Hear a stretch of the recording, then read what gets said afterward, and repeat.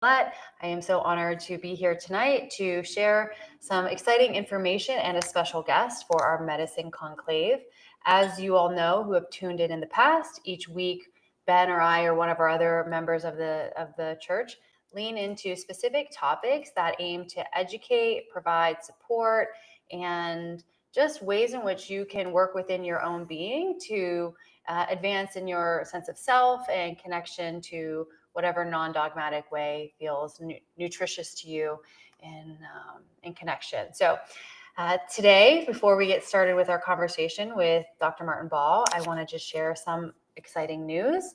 First and foremost, just this week, we launched the Coyote Cacao Microdose Holiday Edition, which is ceremonial grade cacao with a microdose of cilamethoxin within it. It's a beautiful way to get into daily ritual, open your heart, and have some crisp, clear mind as you move through your day. So feel free to check that out at thesacredsynthesis.com. And then this upcoming Sunday, we will have our unity ceremony, which is led by Benjamin and myself, which is just a beautiful way to work with the Low Five Sacrament and get prepared for what can be a very nervous system stressing holiday season. So we'd love to see you there. Now time to have a great conversation, Benjamin. Thank you, Cynthia. So my name is Benjamin Moore, and I am a co-founder of the Church of the Sacred Synthesis, and it's such an honor today to come to you with such this beautiful conversation, this beautiful human. So thank you again for joining us, and today we're joined by Dr. Martin Ball, an entheogenic researcher, artist, author, and musician whose work has become a distinctive voice in the psychedelic landscape. Dr. Martin's focus centers on energetic nature of being and the role of entheogens as tools for addressing patterns and structures of the ego.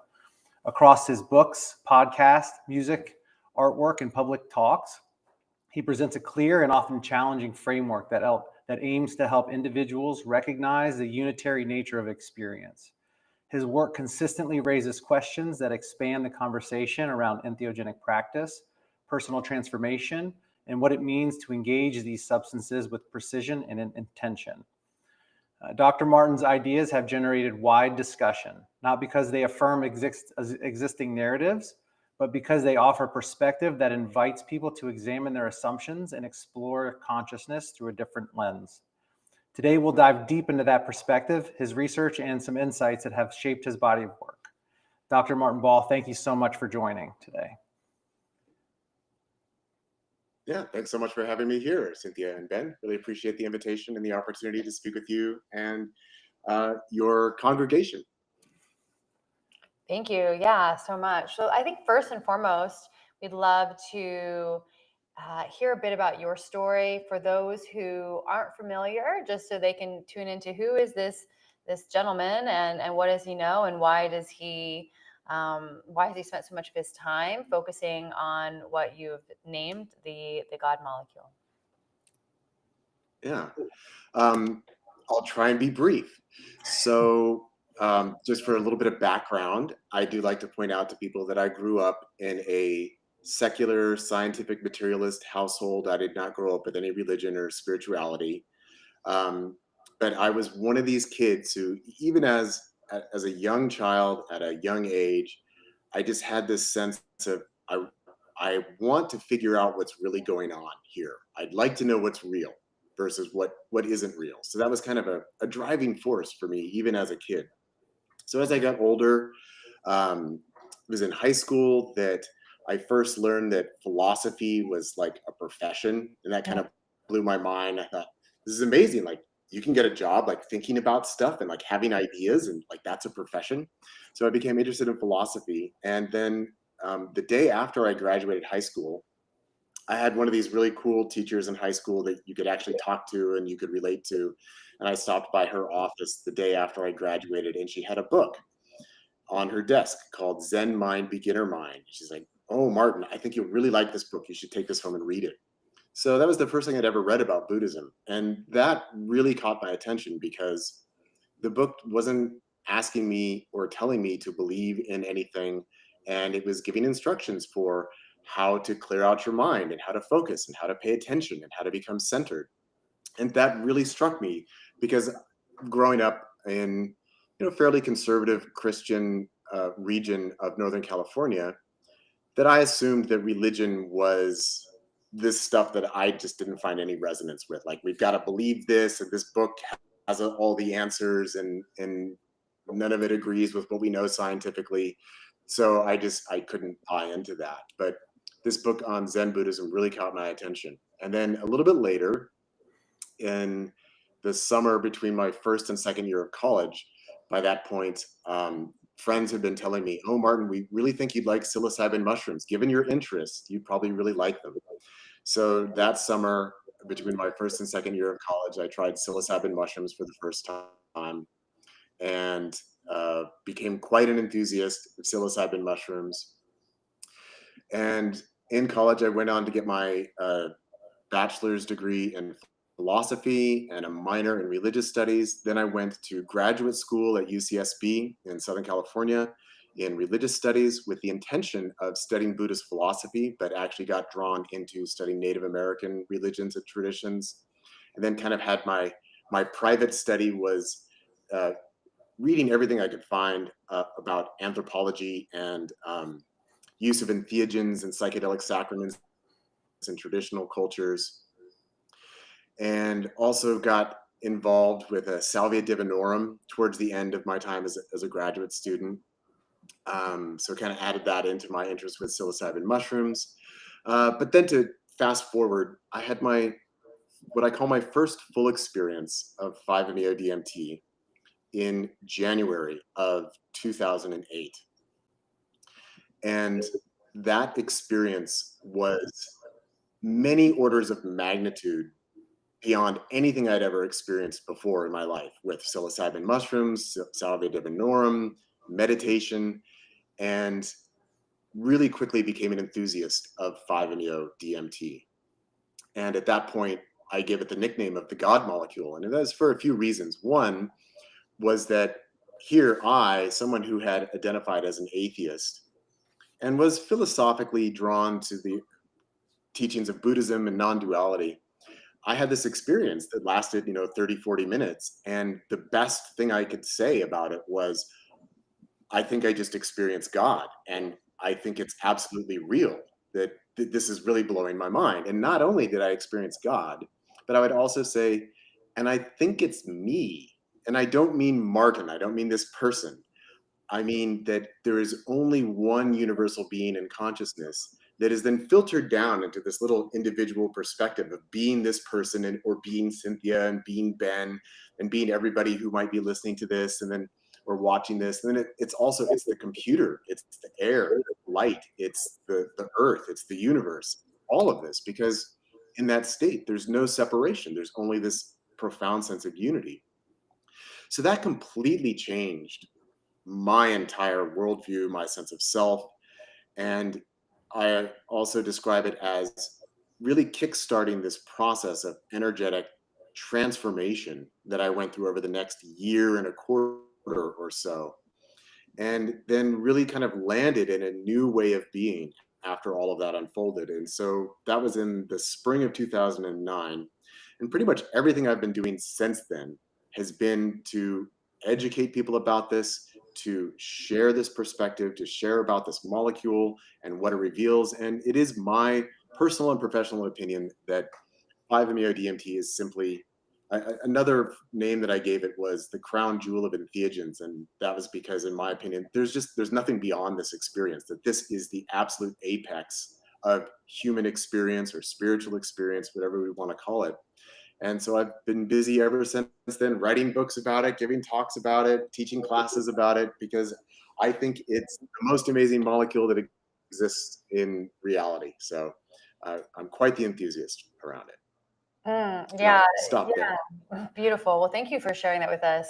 In my ingestion of some of your works, I feel that passion, that love, if I may say that, for your work, and it's great to hear you in this live interaction share that, and that same enthusiasm come through. So really appreciate that.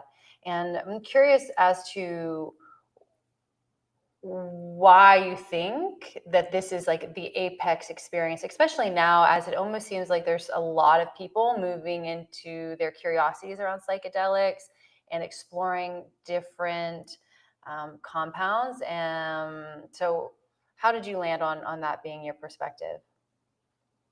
Yeah.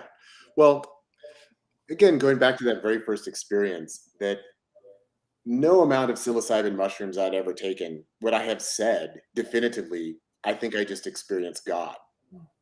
Um, and no amount of meditating ever got me to that place. No amount of anything ever got me to that place. And so, what for me became very clear from that very first experience, and then was confirmed from multiple other experiences, is that there is a very clear line between what I would refer to as the non dual experience versus dualistic experience. Now, dualistic experience is not difficult to understand. It is 99.99% of all experiences we'll ever have as a human being. And just to put it really simply, what it means is that I experience myself as a separate self and being, and then everything else that I experience, I identify, well, that's not me.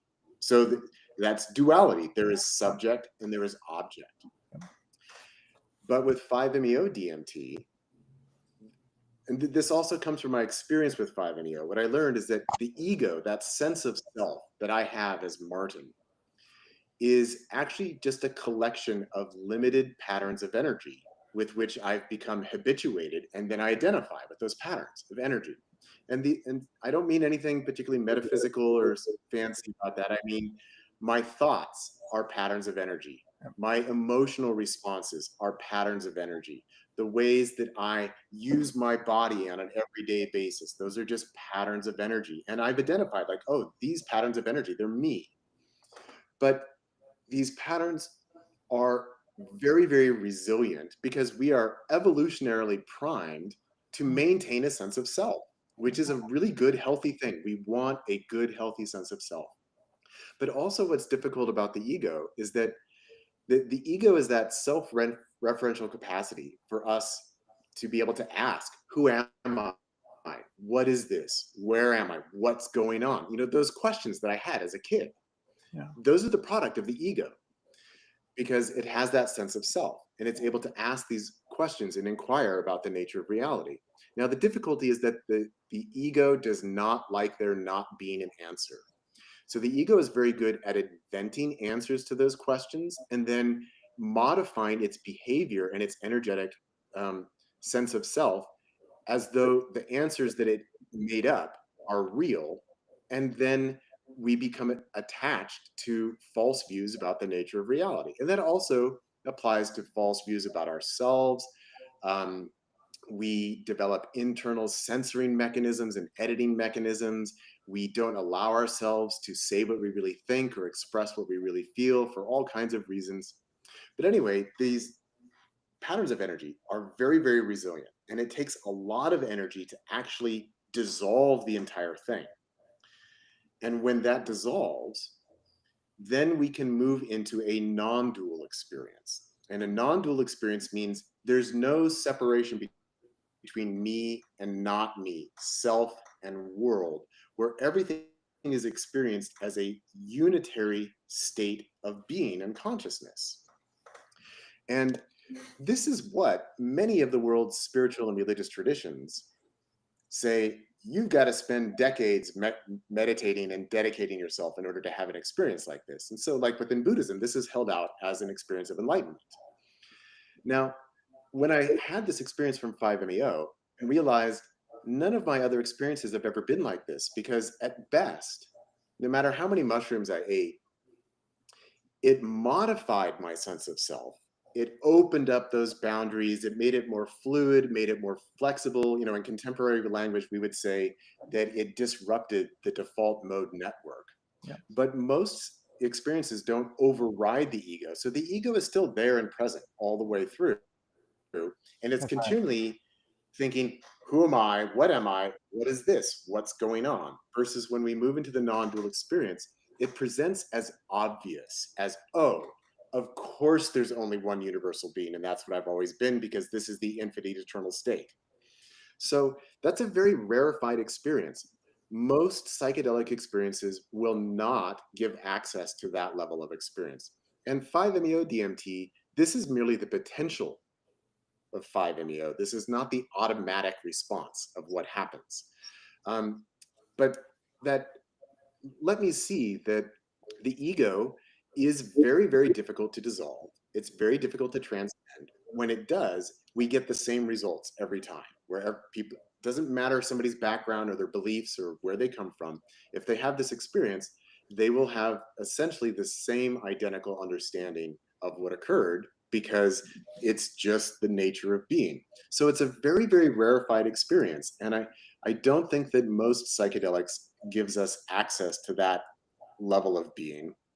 And also, because the ego represses so much within the energetic system of the body, that having facilitated 5-MeO experiences with clients for a number of years, I had many people who were coming with years of experience of ayahuasca, years of experience with peyote, years of experience with mushrooms. And every single one was astounded at how much bigger and deeper and a more thorough cleansing and transformation the 5-MeO DMT experience was. So for me, it just stands out. Like there's something extraordinarily special about this molecule, and it's in a different category from other psychedelic medicines. But keeping in mind, I have yet to experience a psychedelic that I don't love and enjoy and have respect and value for. But because, especially at the time in 2008 and 2009, there was almost no public information about 5-MeO DMT available. I really wanted to become a spokesperson for it and to educate people about it. Versus, I still love mushrooms, and I wrote a book in 2006 about psilocybin mushrooms. But there's lots of people who work in the realm of mushrooms. There's an abundance of information about mushrooms, but not about 5-MeO. So I just felt like here's a gap, and I want to help fill this gap because this is something that humanity needs to know about. They need to know that this molecule exists and that it has the possibilities of these really incredibly profound experiences. Yeah. Yeah, well, thank you for that beautiful answer, and just want to applaud the audacity that you had to be a spokesperson and bring some light into this space that has definitely rippled out and impacted very many people. In the vein of other psychedelics, we're seeing that people are not just doing I don't know what you call it, like ceremony or retreats, working with 5-MeO, but they're also mixing in other psychedelics and medicines or sacraments out there. So I'm curious what your perspective is on the blending of these different compounds. Yeah. So personally, I love a good cocktail. That's the way I like to describe it when we're mixing different molecules together at the same time. I think that it's quite an interesting phenomenon because as soon as you take two different separate molecules together, you get a synthesis between them. You get something different that didn't exist before. And I like to say that every psychedelic molecule has its own energetic signature and presentation. So it's, to put it really simply, like this one is this note and this other one is this other note. But when they put them together, suddenly we get this interesting harmony that arises, or a chord now is being played that we don't get if we just have one or the other. With 5-MeO, though, we do need to be very, very cautious in the sense that even a small amount of 5-MeO is incredibly powerful. And it can be very surprising for people because even at a small dose, there's always the potential that it might fully dissolve the ego. And so when we're mixing it with something else, we really need to be fully educated about it. We need to be prepared of what does it mean to fully surrender in a 5-MeO experience. And then I think it's also important that people be educated around the idea that 5-MeO is notorious for creating these effects that are called reactivations, where people go through deep energetic processes after the molecule is worn off, and those might last for several weeks. And that it's not like other psychedelics where, wow, that was a really intense ayahuasca ceremony, but now that it's done, I'm going to go home. and it's not still is trying to reconnect. Oh, So there you are. Mm-hmm. I think something happened. You're back. Oh, are we back? Yep. Yeah, we are here. Okay. Baby, we're back. Okay. Looks like we had a little disruption there. Anyway, I was just saying that I would never like 5-MeO to be added in casually. I think that people really need to be educated about it. And then the next, really the biggest concern is that a lot of retreats that are offering ayahuasca these days are also offering 5-MeO in the form of toad secretions, which is one of the very few places that we can get 5-MeO DMT from a natural source, is from the secretions of the Sonoran Desert toad. But the secretions of the toad is actually a complex mix of different molecules and seems to be potentially very dangerous when used in combination with a monoamine oxidase inhibitor, which is what we find in ayahuasca, with the ayahuasca vine. And it potentially could lead to a serotonin shock or serotonin syndrome, particularly if it's served too soon in conjunction with ayahuasca. So that's where I do like to say that ideally, I'd like to see at least 24 hours between being served ayahuasca and being served toad. And that's really the primary concern. Yeah. And I hope that came through. I know we're having connection issues. It came through clear. Yeah, thank you. Yeah, in that vein, we've been starting to notice. I don't want to call it the commodification, but because energy, money is energy. But there are a significant growing number of practitioners who are offering more bang for your buck ceremonies, And trainings where it can be 10 or more 5-MeO and combination mushroom and other entheogen ceremonies over the course of 3 to 5 days. So I'm just like, to your point, is there, in your experience, a danger from dosing so frequently with so much? Speaking on serotonin syndrome and things like that, especially if these are deep dive experiences and they're mixing with other serotonin based or serotonin analog medicines. Yeah. I think this is one of the great arguments for why I ultimately just want to see more access for all of this, because the fact that people do need to, say, travel to go to a retreat, maybe go out of the country, it really prioritizes this idea of, like you say, the most bang for the buck. I want to get the most out of this one weekend or this 1 week. So give me 5 cups of ayahuasca, let's do 10 grams of mushrooms, and then let's blast off with some 5-MeO. And potentially that can be like really deeply destabilizing for someone. And it's just, I just think it's potentially, it's too much too fast, and it doesn't give people time to really land in, wow, that was a big experience last night. I want to spend time with that, unpacking that, integrating that, contemplating that, and it's just going from one thing to the next. And I'm not trying to say that people shouldn't do that, but I do think that people should be very cautious about that, because people do get destabilized, they do get overloaded, and there are legitimate concerns about, if we're mixing too many of these medicines, that could be overloading the serotonin system. I don't actually know of any cases of that personally, of that happening from people mixing 5-MeO with other medicines, other than I do know a couple different people who intentionally mixed bufo, toad secretions, with Syrian rue and had just really horrifically awful experiences because of the monoamine oxidase inhibitor. But I think that it's good to be aware that are these concerns. And I think anyone who approaches medicine work that way, I think it's worthwhile for them to take an honest look at themselves and to ask, like, well, what am I looking for? Why am I so eager to have so many big experiences back to back? And even if a retreat center is selling it as, oh, this is an amazing protocol, and we will, we'll bring you miracles and we'll clean you out. Um, there's a lot of shady stuff that goes on at some of these retreats, and sometimes it does seem to just be about, let's bring in more customers, more clients, let's just blast them open. And really, for anybody going to a retreat center like that, I would want to encourage, really investigate what kind of integration work do they offer, and support do they offer after the fact, or are they just going to leave you on your own?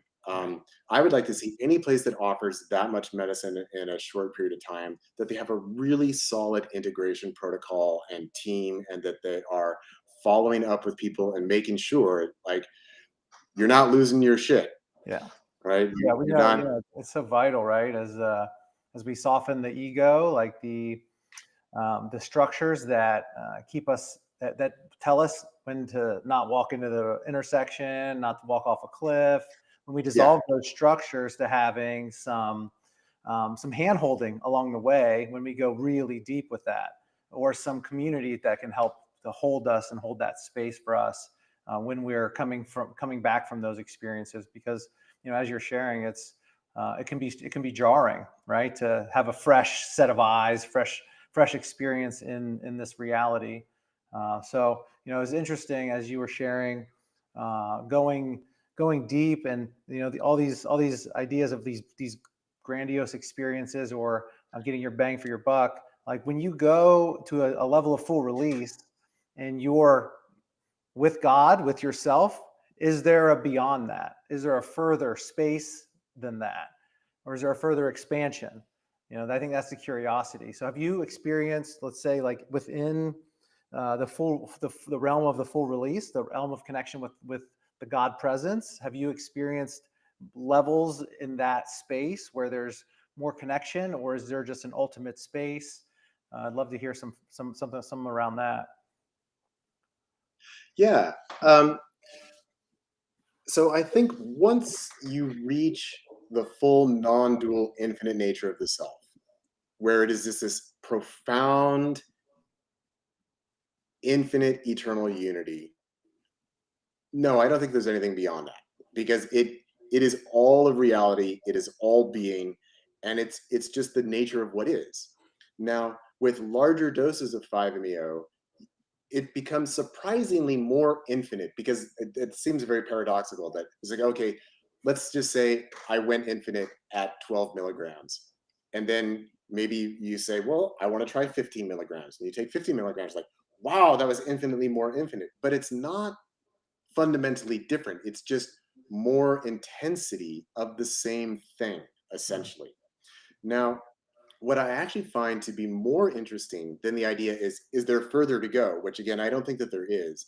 But the more you center yourself in that experience, what happens is what I call inversion, where the first stage of the process is we have to learn how to relax and let the ego get out of the way and dissolve.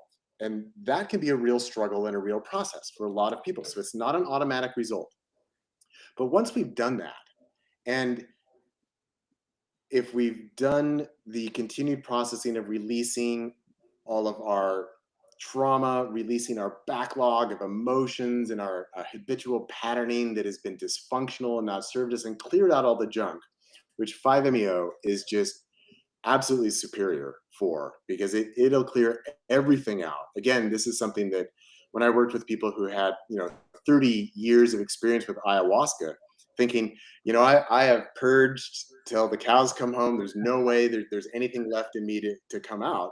And you give them a serving of 5-MeO, and they're releasing all of it, and they say, I had no idea that was there, because 5-MeO will find any little nook or cranny or anywhere that there's something that needs to be addressed, and it'll address it. Then once everything's cleared out, then this is this inversion process, where it's not that I need to get out of the ego and go into the beyond anymore, but it's actually learning that, well, the beyond actually opens from right here, Mm. and that it's right here. It's not, because it's not separate, it's not somewhere else, it's not some other state. And so people find that it becomes paradoxical, where you can take 5-MeO and you say, well, I didn't go anywhere, but I came fully into the present moment in reality where I am.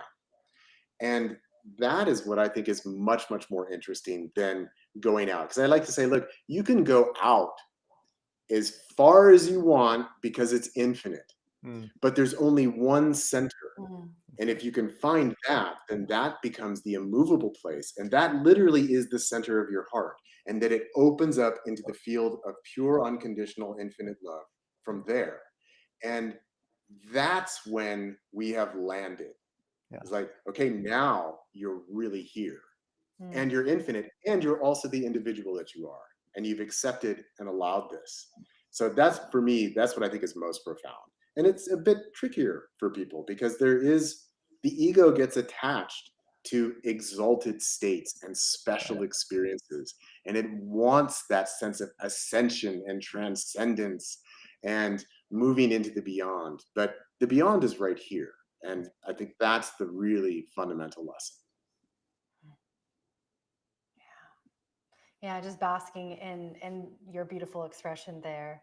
Do you have anything deeper in that specific Yeah, topic? well, I mean, I can just continue the thread of, feeling into your sharing in that, like the resting place, the alaya, right? The abode of the heart, or the center of us, Yeah. where we emerge from. And such a beautiful knowing, and it really centers around some of the work that we are doing with lower dose entry points to 5-MeO, and really welcoming, inviting people into this connection of the all within the presence of their body and within the presence of their now, right? So we can almost become the vessel, the channel that we're connecting to this greater beyond of ourselves, but bringing it to the presence, because I'm sure you have a lot of experience in this. In my experience as a facilitator and in my own works, there can be so much information in the infinite unfolding of the universe, that when we come back into this experience, how do we bring anything back with us? It's better to be left behind, right? Just to experience the now and allow those things to kind of fall away. And but oftentimes people are still navigating real life and real problems daily. So, it's really beautiful to almost like as a teaching or as a practice, to always bringing it back to center, always bringing it back to the now. And these lighter experiences, just like when you have the music turned really, really low, and you have to sort of reach for it to find it. The same, I think, in the soul, is allowing the sensory experience to kind of just be turned down, so the soul can kind of begin to emerge and connect to this greater expanse. So yeah, just a little perspective around that, and feeling into what you shared. So thank you. Yeah. Well, I'd love to go ahead and jump in a little bit about high dose, low dose, medium Yeah, dose, this please. sort of things. So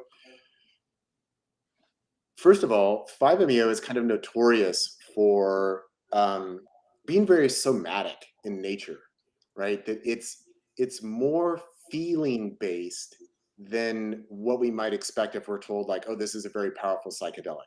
Because often if we're told it's a very powerful psychedelic, we're thinking, oh, it's very visual, there's lots of content, there's, amazing scenes and landscapes, and I'm zooming through the universe or whatever that is. Versus when we take 5-MeO, it doesn't have a strong visual presentation, but you suddenly feel all of these energies in your body. You feel a lot of what's going on. And it interacts with, so I always like to say that the ego itself, the energetic patterns of the ego are fully embodied. It's not a disembodied metaphysical or even psychological thing, that the ego is housed in the body. So it's these patterns of energy that are here in the body. So when we take even a small dose of 5-MeO and it alters that sense of energy in the body and that sense of feeling and sensation, it starts to find, for example, places where we're nervous, where we're uncomfortable, where we're in denial, where we want to avoid, where we want to get away, where we want to change the channel, right? And it starts to kind of push up against these things, not in the full threat of the ego death experience of a full dose of 5-MeO, but it's quite pronounced. So in some cases, it presents very paradoxically, where in situations where people are worked up to a full, what's called a full release dose. So just for the audience, a full release means you're being released from the persistent energetic confines of the ego and moving into a transcendent non-dual state. Okay. And another way of putting it is ego death, because when you have a full release dose of 5-MeO DMT, that's almost everyone's first thought within a couple seconds of having taken the hit is, oh man, this is it. I'm dying. Yep. Okay. And if your ego can say, yeah, let's do it, let's die, then the ego will just go away. Yeah. But it's still your choice. So the ego can say, oh no, and then people hold on and they clamp down and they fight with it. So that's not recommended, but it's because there's so much energy that it gives the ego the opportunity just to say, okay, I'm getting out of the way. Now, when people are working up to that, a lot of people facilitate by first serving a small dose, which is usually called a handshake, and then they move their clients up to a medium dose, which is called a hug, and then move them up to the large dose, which is the full embrace or a full release. Now, many people report that the full release dose is actually easier than the smaller doses because it has the potential to completely dissolve the ego. Whereas these smaller doses, the ego can be there like, whoa, what is going on? Like, I don't know if I like this. Then I need to hold on to something. But then one of the things that I do like to share is that I think that for many people, once they've had that full release dose and really learned, okay, I can trust this, I can let go, there's nothing I need to do, I don't need to control this, all I need to do is just feel and surrender, then it can make low doses of 5-MeO a lot more accessible, where then people, they've kind of trained themselves energetically where, okay, there's a little bit of that feeling, so I'm just going to relax and go all the way with it. And it can make these lower doses much more available to a more non-dual or mystical kind of experience. But not everyone wants to go for a full release dose. And some people like to work with very, very small doses that is called a meditation dose, which is even less than what is considered a handshake dose. And I know that you guys are working with the low dose vape pens there in the church. And they're really, the best advice that I would give people is you're going to feel a lot. And just know that as the ego gets agitated, the ego is, it's a chronic doer. The ego wants to do something. So you have this feeling and the ego's like, oh, what am I supposed to do? What do I do now? And people don't know what to do with their bodies. They don't know what to do with their minds. They're like, oh, like, I don't know what to do. Well, here's the answer. You just do nothing and you take your hit and then you just let yourself feel it. And that's all that you need to do. You don't need to have any big insights. You don't need to have any breakthroughs. You don't need to figure out like, okay, how do I fix that relationship with my ex-wife? And how do I repair the relationship with my father? And oh, what is my purpose? I need to find my next big goal in life. Like, no, just let yourself feel, because all of those questions and all of those answers are just your ego trying to come up with something for you. And so it's a great opportunity to look at it as, I'm just going to take a vacation from all of that and allow myself to feel and understand that the ego is really good at repressing things within the physical system, the emotional system, the energetic system. So as we work with this, people might feel like they need to cry a little bit. And you know, that's okay. Somebody else might feel like somebody else might feel that they're getting, oh, it's doing the thing again. It's doing this unstable thing again. Yeah. Why? It might be, yeah. And it's going to come back. Yep, it's coming back. It's going to come back. Right. Yeah. Right. Yeah. Hear you. Yeah, we can hear you just fine.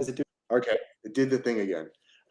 Anyway, I think we're just encouraging people just to with those low doses, let yourself relax and expand with it. Yeah, I appreciate that perspective. One of the ways in which we work with people is doing a little bit of a physical work or energy work through like Kundalini yoga style, like breath work, some movement of the body, and creating a little bit of agitation within the system so that they can then relax a little bit more. And then coaching them into exactly what you've said, like just like be present, be there, but you don't have anything to do, nowhere to go, just exist and allow yourself to feel. And it's my belief that most of us are shut down from our somatic system. We're really numb to a lot of different aspects of ourselves, and these lower doses bring in that consciousness of where we might be repressing some sensations in the body or not paying so much attention to them. And that's why I personally really appreciated working with the lower dose.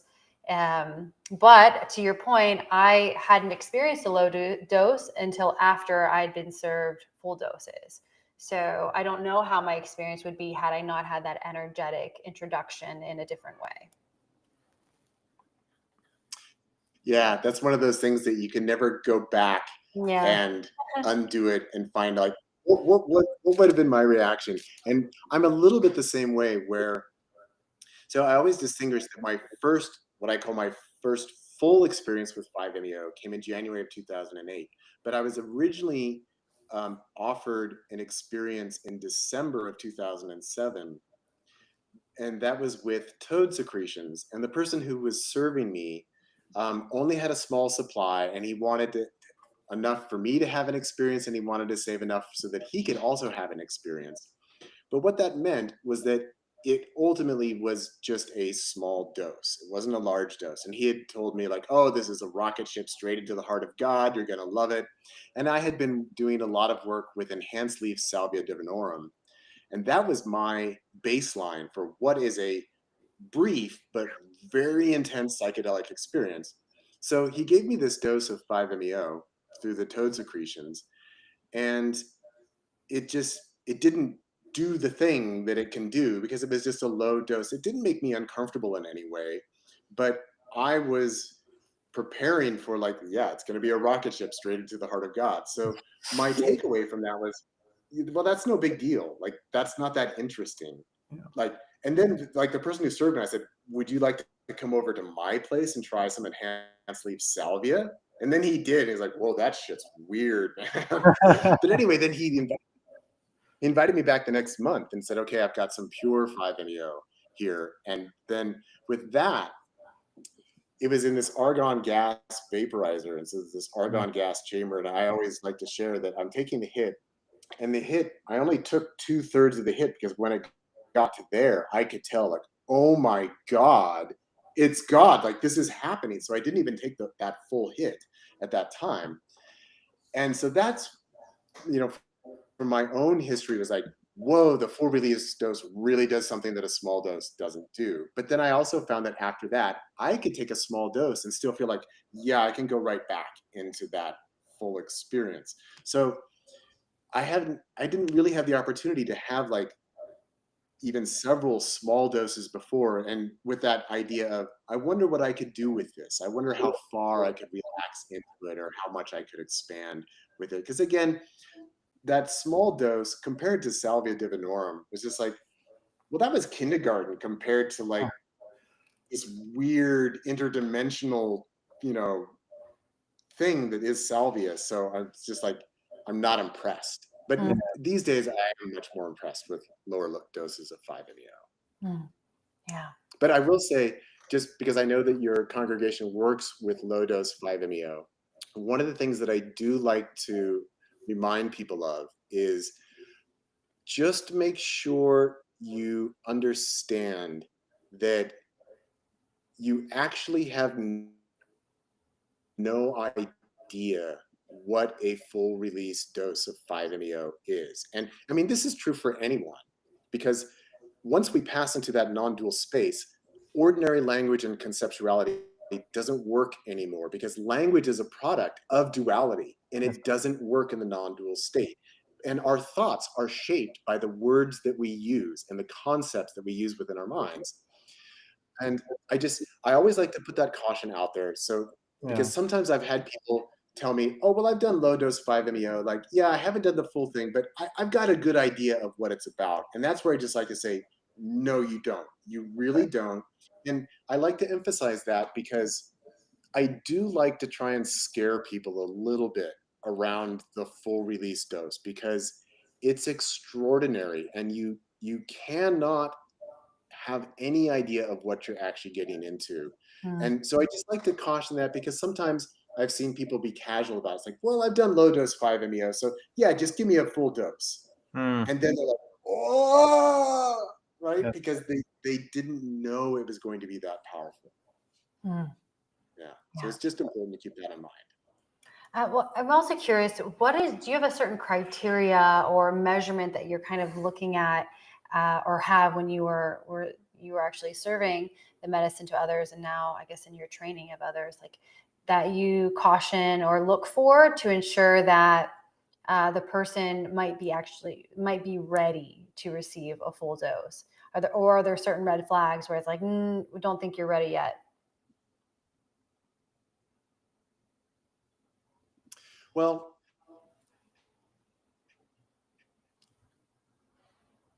Oh no. Oh, here we go.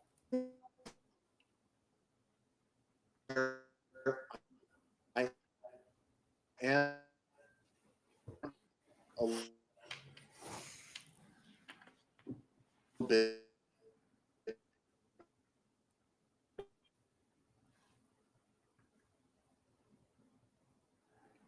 Oh no. I wonder what's going on.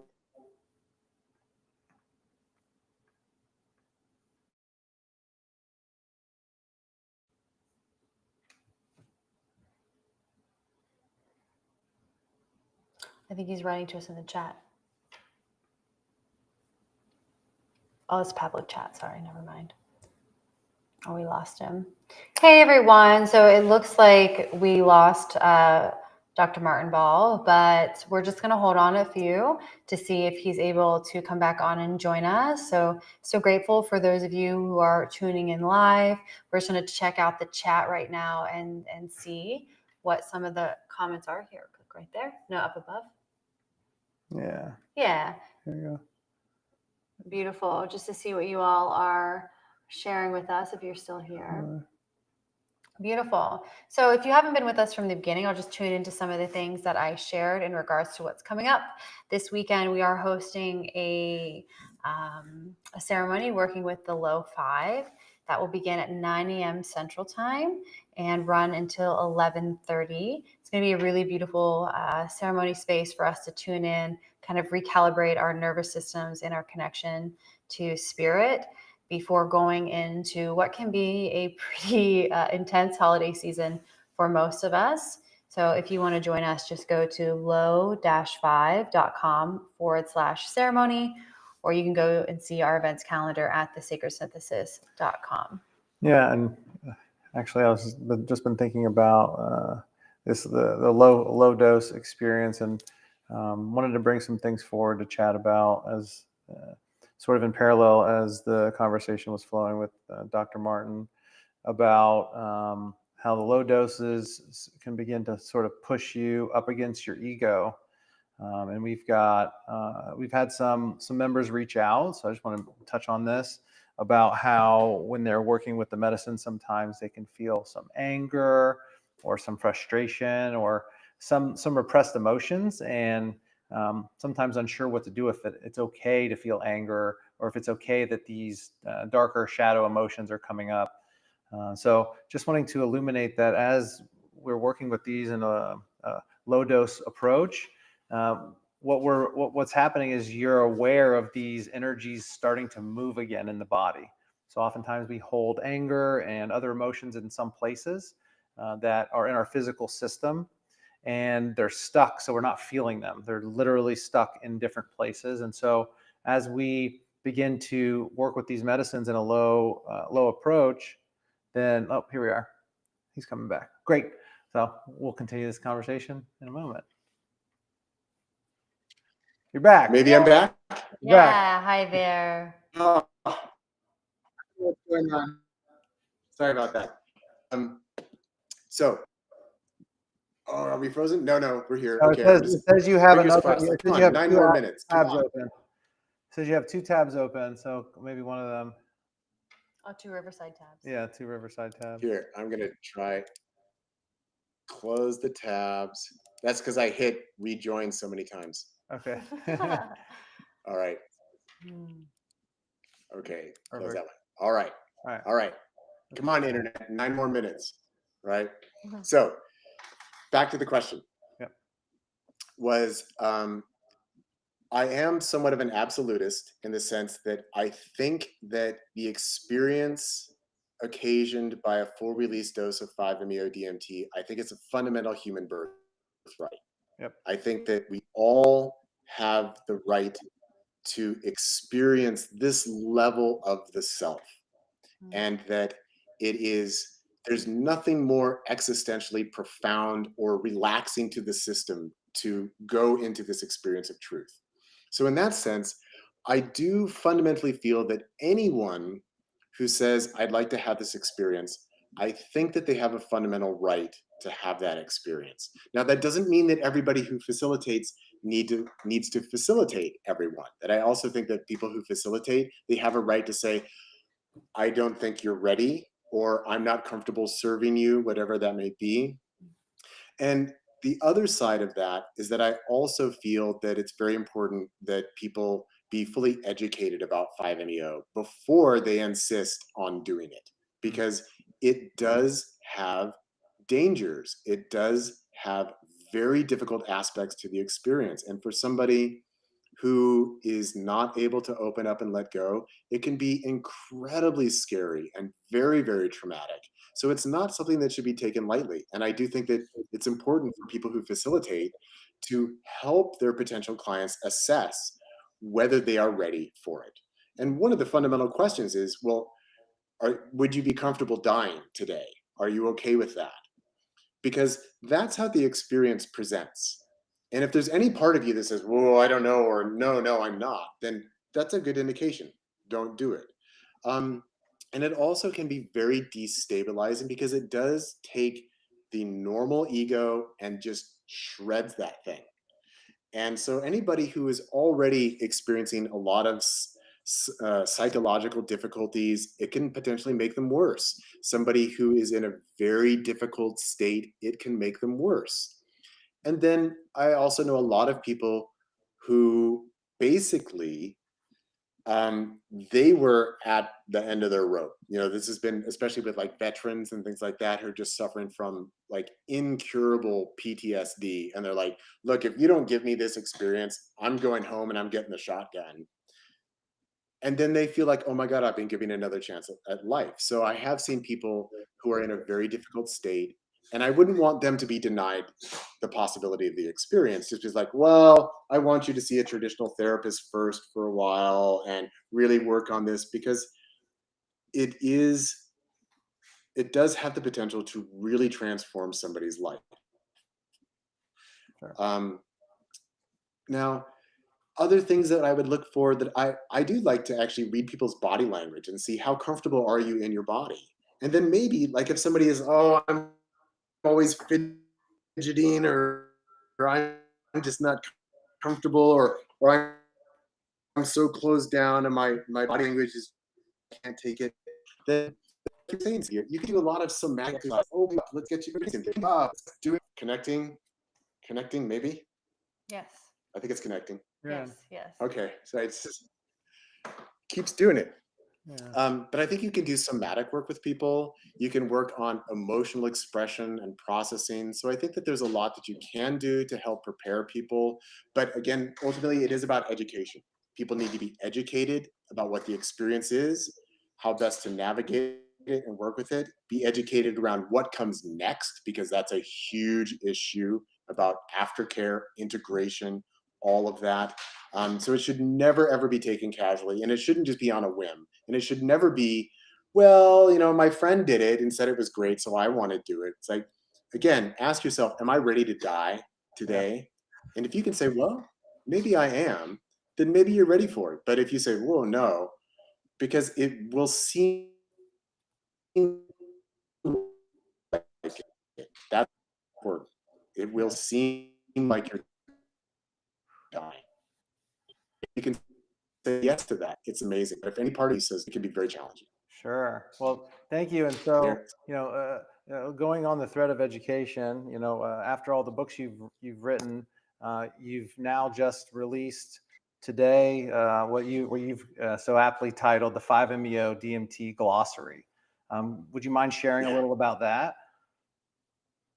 Yeah. So over the last year and a half or so, I've been teaching with the Mindscape Psychedelic Institute, and I helped develop and instruct in the trauma-informed 5-MeO DMT facilitation course. And then I've also developed and independently teach my own 5-MeO DMT integration specialist training course. And we just started with the new batch of students in the facilitation course a few weeks ago. And it occurred to me, like, I'm using all these words and phrases around 5-MeO that I've been using for the past 18 years, but the students don't always know all this terminology. So I thought I would just make a convenient little list for the students. But as I shared with you guys before we started this, that the list actually turned out to be 62 pages long. I was like, oh, maybe I'll just make a little book out of it. And so I made some cool art to go with it, because I like combining art and music and stuff like that in my projects and do multimedia kind of stuff. And so, yeah, I just released it today as a paperback and as an ebook. And I've even already made the audiobook for it. It's just a couple hours long. But it's all broken down by dosage, facilitation terms, experiential terms, after effects, so it's not alphabetical, but it's by theme or how ideas are related to each other. And it's just intended to give people a bit of a background about these different terms that are used in association with 5-MeO, and also explore where they came from. Where did these words first start getting used in this way? What does it mean in this context? Because I do feel that 5-MeO, as we've talked about, really is different from other psychedelics. And it has its own conceptuality around it, has its own language, has its own terminology, and just wanted to make something that was very accessible for people. So yeah, it was a fun project, and it's out today. So yay. Fantastic. Well, I really look forward to tuning into that. And I Yeah. can say with, I can't remember which of your books I actually listened to on audio, and I loved that there was music involved. And it was the first book, and the only thus far, that I've ever heard where there's been great like music added in. So thank you for that zest. It was really phenomenal on top of all of the beautiful information you were sharing. Huh, well, thanks. As you can see, I got my instruments here. I am an avid musician. I've been making my own music since I was 15.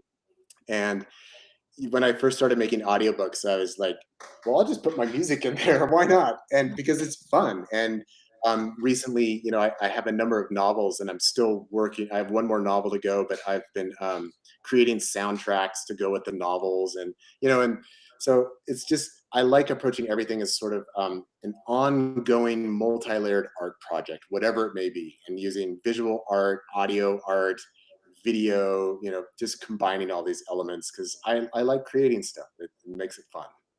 Yeah, absolutely.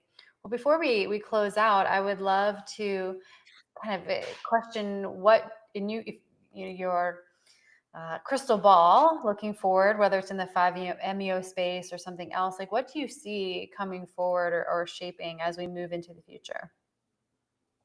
Well, I think that we are definitely moving into an era where there's just going to be a lot more access to psychedelic medicines and sacraments. That you guys at the Church of the Sacred Synthesis, you're kind of at the forefront of this movement to create entheogenic churches and provide community and provide people with the opportunity to come together and work with entheogenic sacraments together. There are currently a number of research programs going on around the world around 5-MeO for use in therapy for treating addiction, anxiety, depression, PTSD. I think all of this is going to become more and more accessible. I happen to live in Oregon, where we have the legal psilocybin program. Um, mean, here in Ashland, where I live, we've got the Santo Daime Church where you can legally go drink ayahuasca. There are multiple places downtown where you can go and work with psilocybin mushrooms. Out in the woods, we've got ayahuasca ceremonies and Native American church peyote ceremonies.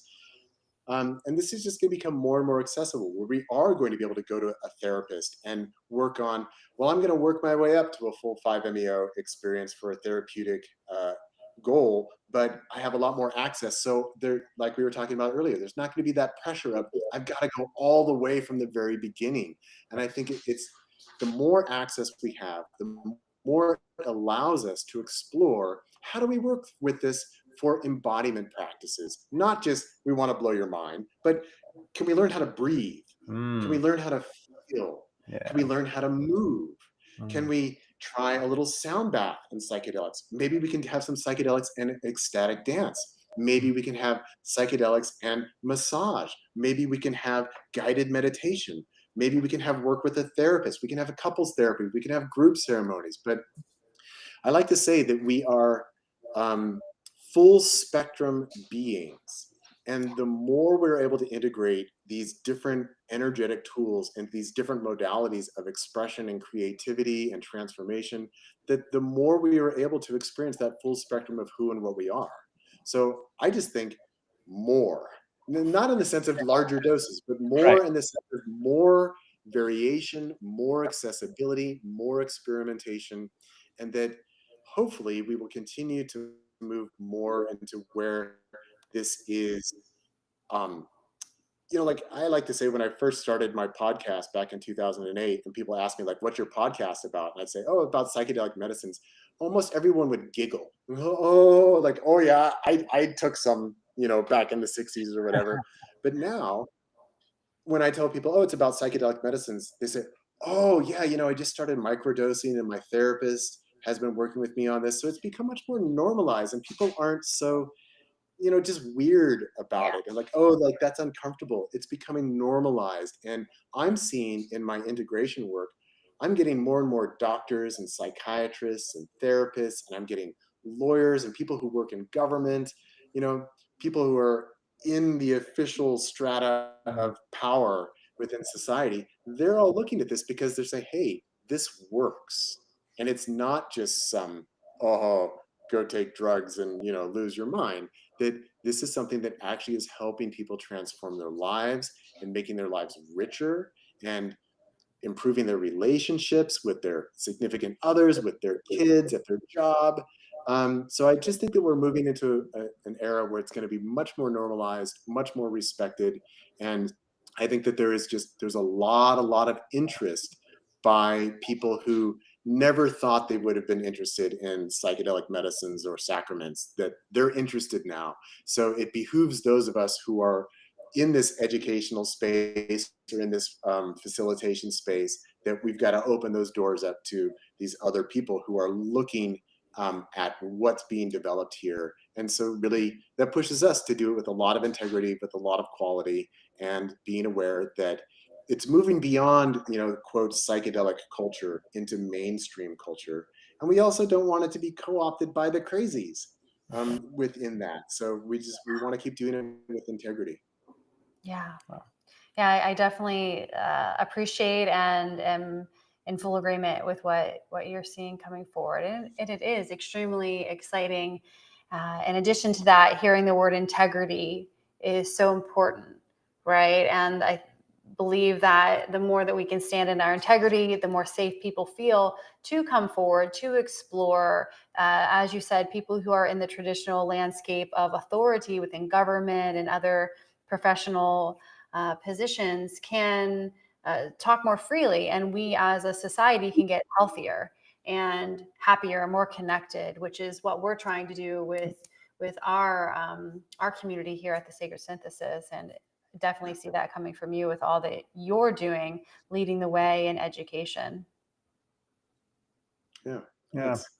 Thank you. So thank you so much for the conversation tonight, and the time, and all the work that you've been doing. And thank you so much just for being you. Really, really appreciate that deeply.